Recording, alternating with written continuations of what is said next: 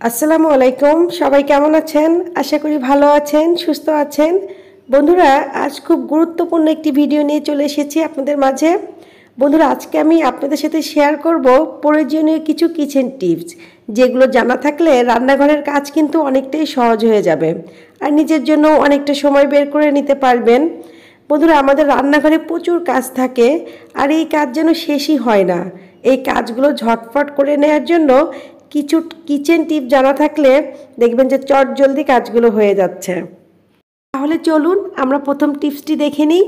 বন্ধুরা, আজকের প্রথম টিপসটি কিন্তু আমরা কোনো প্রকার দা, বটি, ছুরি, কাঁচি ছাড়া খুব সহজেই এই পদ্ধতিতে অনেকগুলো পেঁয়াজ একসাথে ছাড়িয়ে নিতে পারবো।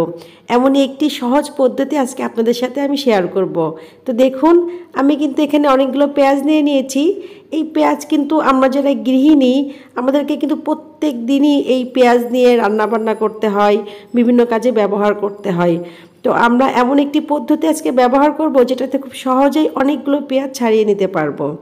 তো দেখুন, এর জন্য প্রথমেই আমি একটি বলে পানি নিয়ে নিয়েছি আর এই পানির ভিতর এখন দিয়ে দিচ্ছি আমি বেকিং সোডা।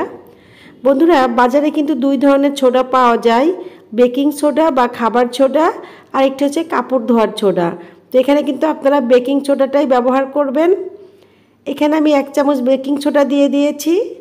আর আপনারা কিন্তু পানির পরিমাণটাও একটু বেশি নেবেন, কারণ এখানে কিন্তু আমরা পেঁয়াজগুলোকে এই পানিতে ভিজিয়ে রাখবো। বন্ধুরা, আমি কিন্তু এখানে অল্প পেঁয়াজ দেখিয়ে দিলেও এই পদ্ধতি ব্যবহার করে কিন্তু আপনারা অনেক পেঁয়াজ একসাথে ছাড়িয়ে নিতে পারবেন। দেখুন, আমি কিন্তু এই পানির ভিতর এখন এই পেঁয়াজগুলো দিয়ে দিয়েছি। এখন আমরা 15 মিনিট অপেক্ষা করব, তারপর আমরা এর থেকে খুব সহজেই পেঁয়াজের খোসা ছাড়িয়ে নেব। তো বন্ধুরা, আমরা 15 মিনিট পরে ফিরে এসেছি। দেখুন পেঁয়াজের খোসা কতটা নরম হয়ে গিয়েছে। আমরা এখন এই পেঁয়াজের খোসা ছাড়িয়ে দেখাবো যে কতটা সহজে আমরা এর থেকে খোসা ছাড়িয়ে নিতে পারবো। বন্ধুরা, আপনারা দেখতে পাচ্ছেন কতটা সহজে আমরা পেঁয়াজ থেকে খোসা ছাড়িয়ে নিচ্ছি। এছাড়াও কিন্তু বন্ধুরা, আমাদের কিন্তু পেঁয়াজ চুলতে গেলে বা কাটতে গেলে চোখ দিয়ে পানি পড়ে। আমরা যদি এই পদ্ধতি ব্যবহার করে পেঁয়াজ থেকে খোসা ছাড়িয়ে নিই, এরপরে যখন আমরা এই পেঁয়াজগুলোকে টুকরা করব বা কুচি করব, তখন কিন্তু আমাদের চোখে আর কোনো পানি আসবে না। তো দেখুন, আমি কিন্তু একটি পেঁয়াজ খুব সহজে এবং অল্প সময়ে ছাড়িয়ে নিয়েছি। এই পদ্ধতিতে এখন আমি প্রত্যেকটি পেঁয়াজ একসাথে ছাড়িয়ে নেব। তো বন্ধুরা, অবশ্যই কিন্তু আপনারা আমার আজকের ভিডিওতে একটি লাইক দিবেন, কমেন্টস করবেন আর আপনাদের পরিচিতদের মাঝে আমার ভিডিওটি শেয়ার করে দিবেন। আর এখনও যারা আমার চ্যানেলটি সাবস্ক্রাইব করেননি, তারা আমার চ্যানেলটি সাবস্ক্রাইব করবেন এবং পাশে থাকা বেল আইকন অন করে রাখবেন।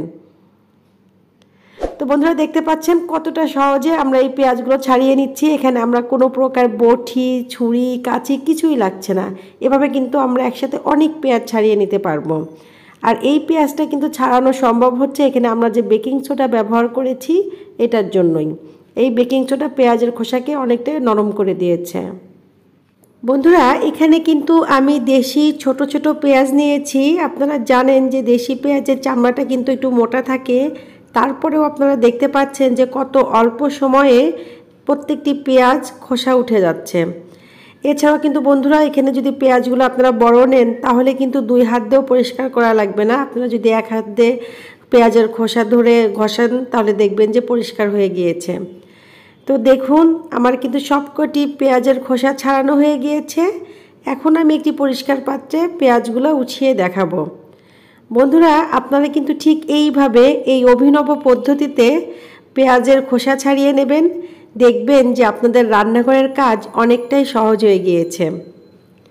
আর অবশ্যই আপনারা আমাকে কমেন্টস করে জানাবেন যে কতটা সহজ হয়েছে এই পেঁয়াজের খোসা ছাড়ানো, যেখানে কোনো দা, বটি, ছুরি, কাঁচি আমরা কিছুই ব্যবহার করিনি। তো এরপর আপনারা এগুলো কেটে নেবেন। তাহলে বন্ধুরা, এখন আমরা চলে যাব আমাদের দ্বিতীয় টিপস। আমরা দ্বিতীয় টিপসে খুব গুরুত্বপূর্ণ একটি জিনিস দেখাবো। সেটা হচ্ছে বন্ধুরা, অনেক সময় কিন্তু আমরা রান্না করতে গেলে বা যে কোনো সময় আমাদের হাত থেকে কিন্তু তেল পড়ে যায়। এই যে টাইলসের উপর যখন তেলটা পড়ে, তখন কিন্তু এই তেলটা ওঠাতে গেলে অনেক বেশি সময় ব্যয় করতে হয় এবং আমাদেরকে একটু ঝামেলাই মনে হয়।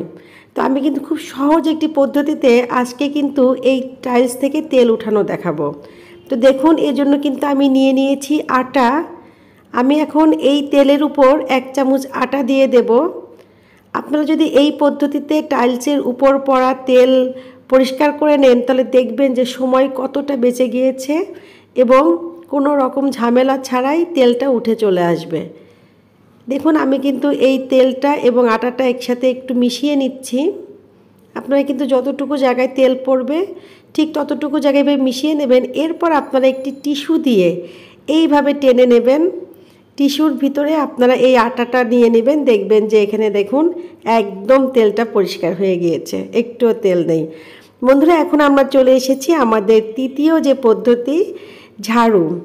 এই ঝাড়ু যখন আমরা বাজার থেকে কিনে নিয়ে আসি তখন কিন্তু এই ঝাড়ুর ভিতর গুঁড়ো গুঁড়ো প্রচুর পরিমাণে ময়লা থাকে। বন্ধুরা আমি আজকে খুব সহজ এবং অভিনব একটি পদ্ধতিতে এই ঝাড়ু থেকে ময়লাগুলো পরিষ্কার করে দেখাবো। এটি কিন্তু আমাদের তৃতীয় যে টিপস সেটি এবং খুবই গুরুত্বপূর্ণ একটি টিপস। তো বন্ধুরা আমি যেটা করি, এই ঝাড়ুটা যখন বাজার থেকে কিনে আনি তারপরে একটু রোদ্রে দিই। তো যাদের বাসায় রৌদ্র থাকে না তারা কিন্তু এইভাবে ইস্ত্রির সাহায্যে এই ঝাড়ুটাকে একটু গরম করে নেবেন। দেখুন আমি কিন্তু একটি ইস্ত্রির সাহায্যে ঝাড়ুটাকে গরম করে নিচ্ছি। বন্ধুরা আপনারা যদি এই পদ্ধতি ব্যবহার করেন তাহলে কিন্তু আপনাদের সময়ও বেঁচে যাবে এবং একটা ঝাড়ুও ভাঙবে না। এরপরে এই ঝাড়ুটা যখন গরম হয়ে যাবে তখন কিন্তু আমরা একটি অব্যবহৃত চিরুনি, যে চিরুনি আমরা ব্যবহার করি না সেই রকম একটি চিরুনি দিয়ে একটু ভিতরে সব জায়গায় খুব ভালোভাবে আমরা চিরুনি দিয়ে এটাকে একটু পরিষ্কার করে নেব। বন্ধুরা দেখুন আমার কিন্তু একটুও ময়লা বাইরে যাচ্ছে না, সমস্ত ময়লা কিন্তু এই ঝাড়ুর ভিতরই থেকে যাচ্ছে। এবং আপনারা যদি এইভাবে ঝাড়ুটাকে পরিষ্কার করে নেন তাহলে তো কোনো ময়লা থাকবেই না, এমনকি একটা ঝাড়ুও ভাঙবে না, একটা ফুলও ভাঙবে না। দেখুন আমার কিন্তু এই যে ঝাড়ু পরিষ্কার করছি একটা ফুলও কিন্তু ভাঙেনি। কিন্তু আমরা যদি হাত দিয়ে বা অন্য কোনো পদ্ধতিতে পরিষ্কার করি তাহলে কিন্তু আমাদের দেখা যাচ্ছে যে অনেকগুলো ফুলই ভেঙে আসে। তো দেখুন কতটা ময়লা বের হয়েছে এবং ময়লাটা কিন্তু এই ঝাড়ুর নিচেই থেকে গেছিলো। এখন আমি একটু ঝাড়ু দিয়ে আপনাদেরকে দেখাচ্ছি। দেখুন বন্ধুরা কতটা পরিষ্কার হয়ে গিয়েছে, একটু ময়লা থাকবে না। আপনারা যদি এই পদ্ধতিতে আপনারা আপনাদের বাড়ির ঝাড়ুগুলা পরিষ্কার করে নেন, এর থেকে ময়লাগুলো বের করে নেন, তাহলে কিন্তু এই গুঁড়ো গুঁড়ো ময়লা একটু আপনাদের ঘরে থাকবে না, কোনো রকম জায়গা নষ্ট হবে না, সময় বেঁচে যাবে। খুবই অল্প সময় আপনারা কিন্তু এইভাবে ঝাড়ুটাকে পরিষ্কার করে নিতে পারবেন।